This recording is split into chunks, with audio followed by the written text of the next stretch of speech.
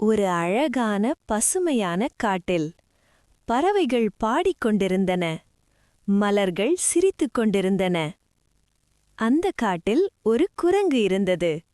மரம் மரமாக தாவி, "நான் தான் ரொம்ப வேகமானவன்" என்று பெருமை பேசிக் கொண்டிருந்தது.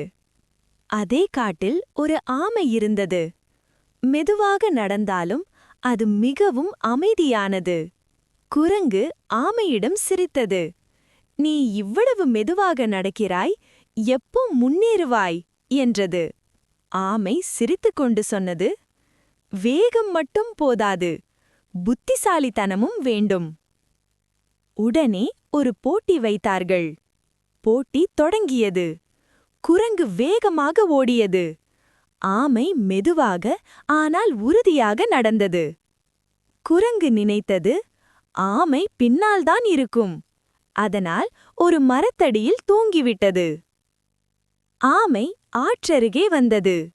தன் நண்பர்களான மீன்களையும் தவளைகளையும் உதவி கேட்டது. அனைவரும் சேர்ந்து ஆமையை ஆற்று நக்கரைக்கு பாதுகாப்பாக கொண்டு சென்றார்கள். ஆமை வெற்றி பெற்றது. அது மகிழ்ச்சியுடன் சிரித்தது. குரங்கு விழித்தபோது அது உண்மையை புரிந்து கொண்டது. வேகம் மட்டும் போதாது.